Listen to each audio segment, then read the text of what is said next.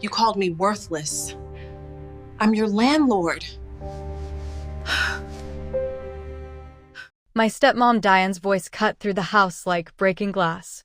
Pack your trash and get out. You're dead to this family. She threw my mother's recipe box at my feet, scattering decades of handwritten cards across the hardwood floor my mama had chosen. I stood there, 24 years old, watching this woman destroy the last pieces of my mother like they meant nothing. My hands shook as I knelt to gather the recipes. Mama's handwriting on faded index cards. Her notes in the margins. Add extra vanilla for Marcus. He loves it sweet. Marcus. My little brother who died at 6. These weren't just recipes. They were memories. Diane's Louboutin heel came down on Mama's coconut cake recipe, grinding it into the floor. Did you hear me? I want you gone by tonight. My father, Richard, appeared in the doorway. His white face had gone pale, but he said nothing. Just stood there like he always did now. 3 years of marriage to Diane had turned him into a stranger. Dad? My voice cracked. He looked away. Maybe Diane's right, Jasmine. You're 24. It's time you stood on your own. Something cold settled in my chest. I picked up every single recipe card, even the ruined ones, and walked upstairs to pack. They didn't know I'd been standing on my own for 5 years. They didn't know about the $800,000 penthouse downtown. The 3 rental properties. The commercial building in the warehouse district. They definitely didn't know I'd owned this house, their house, for the last 3 years. 48 hours later, Diane would learn exactly who owned what. And by then, it would be too late. Before we dive deeper, let us know in the comments where you're watching from. We'd love to hear from you. And don't forget to hit that subscribe button so you never miss any of our upcoming videos. Let me back up 6 months, before everything exploded. Before I understood just how far Diane would go. My mother, Angela, died when I was 19. Ovarian cancer. She fought for 2 years, and I watched her fade from this vibrant black woman who ran her own catering business into someone I barely recognized. The chemo took her hair, her energy, her future. But never her mind.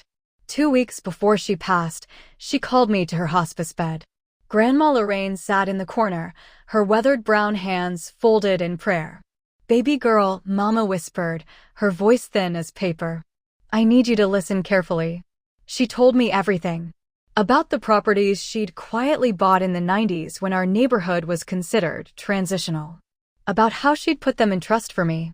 About the life insurance policy. About how the house, our family home, would transfer to me if Daddy remarried. Why? I asked, confused.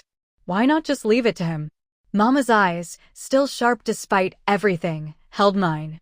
Because I know men, Jasmine. Your daddy's a good man, but he's weak when it comes to women. When I'm gone, someone will come along, and he won't see clearly. This protects you. That's morbid, Mama. That's reality.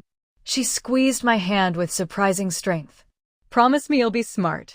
Don't tell him about the money until you need to. Build yourself up first. Be somebody they can't dismiss. I promised. 3 weeks later, we buried her. For 2 years, Dad grieved properly. We grieved together. Then Diane walked into his accounting firm looking for tax help, and everything changed. Diane was 48, blonde, polished in that country club way. She'd been divorced twice, no kids, and had a hungry look that set my teeth on edge. But Dad was lonely, and she paid attention to him in ways that made him feel important again. They married fast. Too fast. I tried to warn him during the engagement. Dad, you barely know her. Jasmine, you're young. You don't understand how hard it is to find connection at my age. I understand she's already redecorating Mama's house. His face hardened. It's my house. And it's been 3 years. Your mother would want me to be happy. The wedding was small. Diane's family, mostly white and wealthy, looked at me and Dad like we were curiosities. Her sister Nicole kept touching my hair without asking. It's so interesting, she said. The texture. I smiled tightly. 5 more years and this house would be fully mine per the trust terms. I could wait. But Diane couldn't.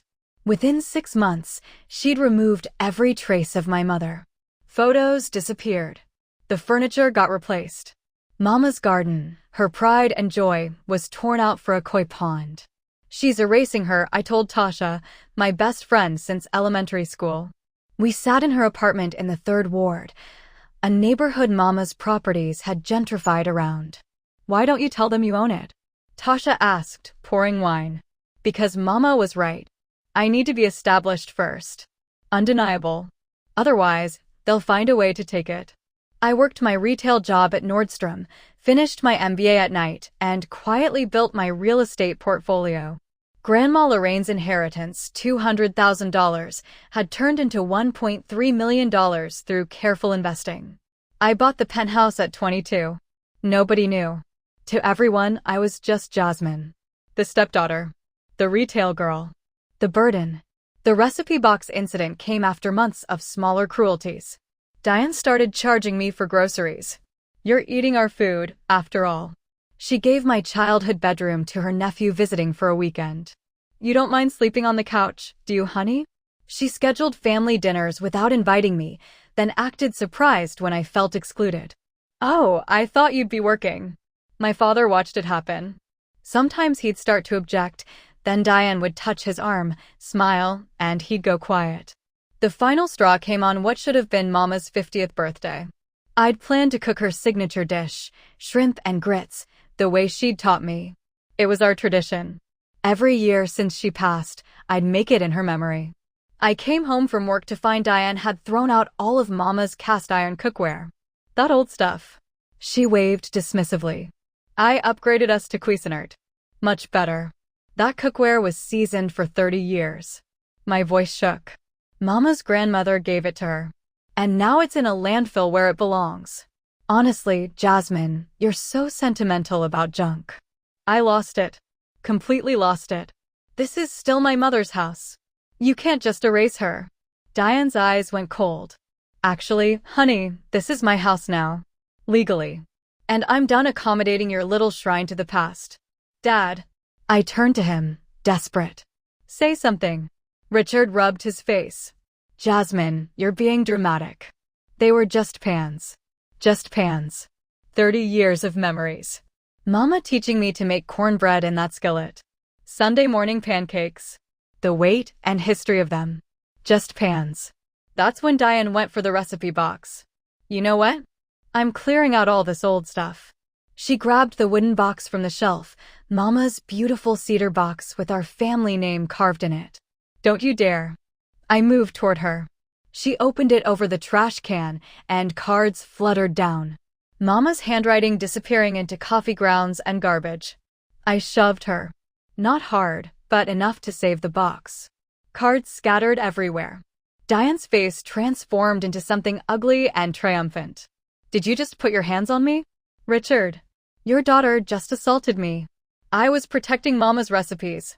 I want her out. Diane's voice went deadly quiet. Tonight, I will not be assaulted in my own home. Diane, come on, Dad started. Out. Or I call the police and press charges. My father looked at me, and I saw the calculation in his eyes. He was choosing. Right there, I watched him choose. Pack your things, Jasmine. I packed in a daze. My clothes, books, photos. The recipe cards I'd rescued, still dirty with garbage. Everything into trash bags because Diane wouldn't let me have boxes. Trash belongs in trash bags, she said sweetly. She called her sister Nicole to watch. Called her friend Barbara.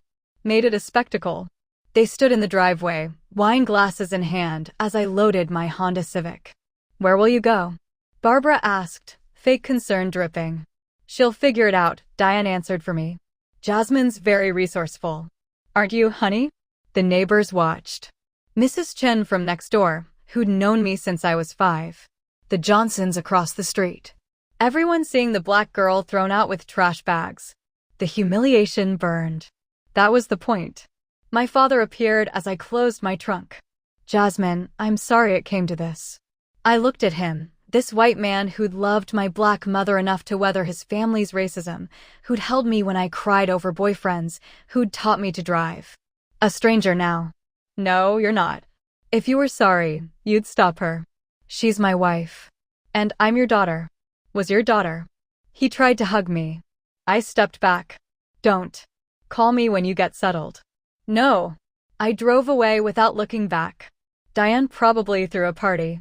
What she didn't know is I drove straight to the Augustine Tower downtown, pulled into the private garage, took the elevator to the 42nd floor, walked into my penthouse with its marble counters, heated floors, and floor-to-ceiling windows overlooking the city.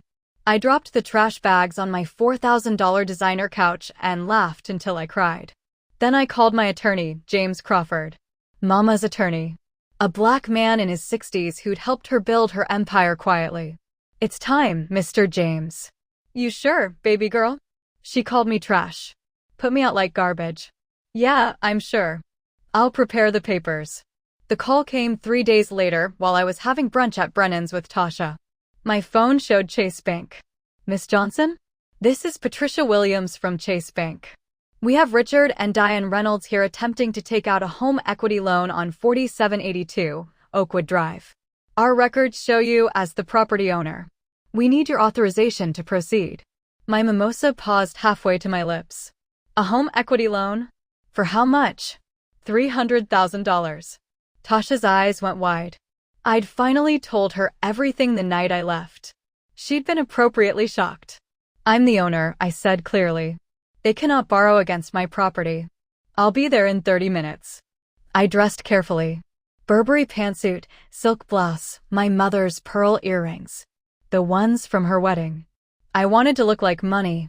Like power. Like someone you don't dismiss. Chase Bank's branch office was marble and mahogany, quiet wealth.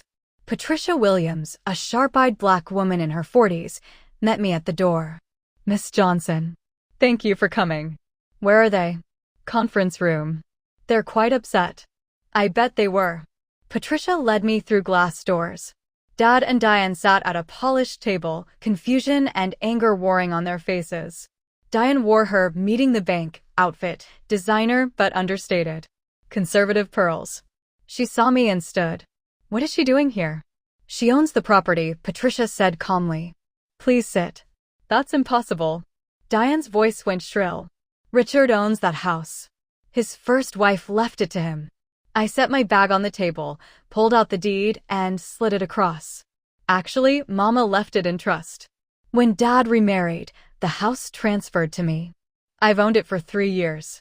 The color drained from Diane's face. Dad picked up the deed with shaking hands. You knew. His voice broke. This whole time. Mama told me before she died. The trust was designed to protect me from exactly this situation. This is fraud, Diane sputtered. You can't. It's completely legal, Patricia interrupted. The trust was properly executed. Miss Johnson has been the rightful owner since your marriage. You've been living in her house for 3 years. The silence was beautiful. Devastating. Why didn't you tell us? Dad asked. Because you wouldn't have believed me. You would have accused me of lying, of manipulating, of trying to steal from you. Just like you believed every word Diane said about me being a burden. A problem. Trash. Diane's mask cracked. You manipulative little. Careful, I said softly. You're speaking to your landlord. Patricia cleared her throat. Miss Johnson, regarding the loan? Denied. They have no equity to borrow against. The property is mine. Jasmine, please. Dad leaned forward. We need this money. Diane's had some investments go bad. We're behind on bills. How far behind? He wouldn't meet my eyes. 6 months on the property taxes. My property taxes. On my house. They'd been living rent-free and couldn't even pay the taxes. The taxes are $8,400 annually, I said. You're behind $4,200. Did you really think a $300,000 loan was the answer? We have other debts, Diane said quietly. All her bravado gone. How much? $125,000. Credit cards, personal loans. Some medical bills from my mother's care. I looked at this woman who'd called me worthless. Who'd thrown me out with trash bags. Who'd erased my mother like she never existed. That's not my problem. I left the bank and drove straight to Oakwood Drive. My house. I had keys to every door. Mama had made sure of that. The inside was unrecognizable. Diane's furniture, Diane's art, Diane's expensive mistakes everywhere. The hardwood Mama had chosen was scuffed. The garden was gone. Even the wall color was different. But the bones were the same. The kitchen where Mama taught me to cook. The living room where we'd watched movies. The stairs where Dad had carried me when I broke my ankle at 12.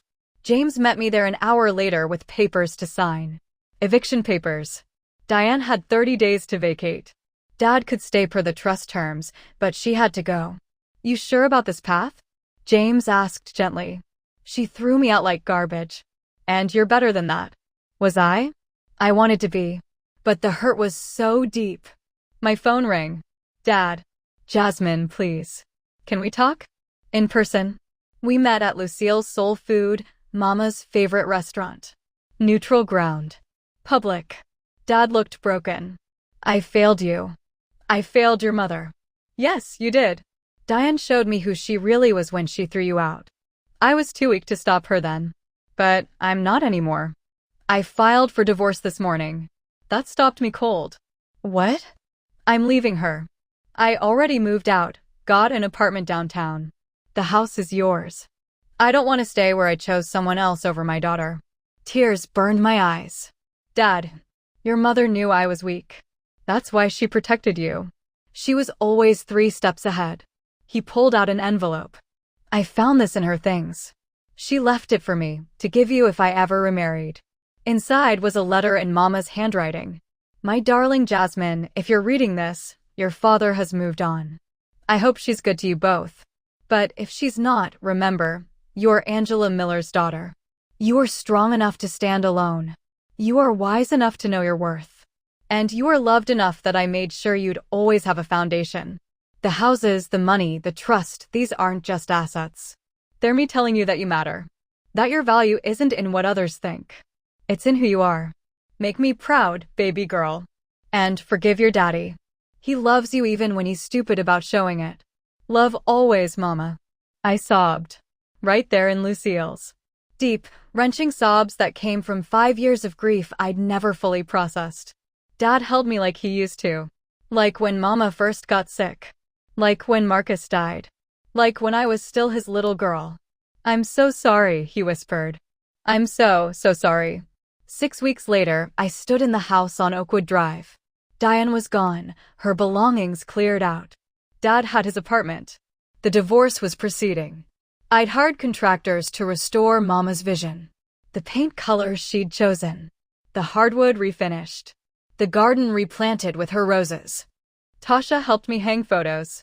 Mama in her catering kitchen, laughing. Our family at Marcus's 5th birthday, before we knew he was sick. Dad teaching me to ride a bike in this very driveway. You keeping it or selling it? Tasha asked. Keeping it. Maybe rent it out. Maybe live here again someday. Options are nice. My phone buzzed. A text from Dad. Dinner Sunday? My place. I'll make your mama's jambalaya. Well, I'll try. I smiled and typed back. I'll bring dessert. And maybe Mama's recipe cards to help. We weren't fixed. Might never be fully fixed. But we were trying. Diane sent one final email. You're vindictive and petty. You'll regret this. I didn't respond. Some people never learn that consequences aren't punishment. They're just cause and effect. The moving truck pulled away from Oakwood Drive on a Saturday morning. Diane sat in the passenger seat of her sister Nicole's car, her face hidden behind sunglasses. She didn't look back. I stood on the porch, the same porch where Mama used to sit with her sweet tea, watching the neighborhood. Mrs. Chin came over with homemade dumplings. Your Mama would be so proud, baby, she said, squeezing my hand. I always knew you were something special. 3 months later, the restoration was complete. Every room looked exactly as Mama had designed it. I'd even found the original paint colors in her design notebook, lavender for the living room, soft sage for the kitchen. Dad came over for the reveal. He walked through slowly, touching the walls, the restored hardwood, crying when he saw Mama's garden blooming again. It's like she's here, he whispered. She never left, I said. Diane just covered her up for a while. We had dinner that night at the kitchen table Mama had picked out at an estate sale 20 years ago. Dad made her jambalaya, not perfect, but close. I corrected him gently, using her recipe cards. Add the file powder at the end, Dad. Not during cooking. He laughed. Your mama used to yell at me for that. For the first time in 3 years, the house felt like home. I decided to keep it as my primary residence and rent out the penthouse. Some mornings, I wake up in my childhood bedroom, now redecorated as a peaceful adult sanctuary, and I can almost smell Mama's coffee brewing downstairs. My real estate company is thriving. I have 7 properties now, all managed with the same careful attention Mama taught me. I hired 3 employees, all women, all underestimated by someone in their lives. Last week, I ran into Diane at Whole Foods. She was with a new man, older, wealthier looking. She saw me, and her face went pale. I smiled. Not cruel. Not triumphant. Just free. Diane. Jasmine. She clutched her shopping cart. You look well. I am well. Take care of yourself. I walked away, and I meant it. I didn't need her to suffer. I just needed her gone. That night, I sat in Mama's garden with a glass of wine, surrounded by her roses. The city lights twinkled in the distance. My phone buzzed with a rental application for the penthouse. Business was good. Life was good. I raised my glass to the stars. I made you proud, Mama. I stood alone. I knew my worth. And I built something beautiful. The roses swayed in the evening breeze, and for just a moment, I swear I smelled her lavender perfume. Some people spend their whole lives trying to erase strong women. But strong women? We're impossible to erase. We're written in property deeds, in recipe cards, in the gardens we plant and the daughters we raise to be unshakable. Diane learned that lesson the hard way. And I learned that my mother's love was the foundation I'd been standing on all along. The houses, the money, the trust, they weren't just assets. They were her arms around me, even from heaven, telling me, you matter. You're worthy. You're mine. And that's worth more than any empire.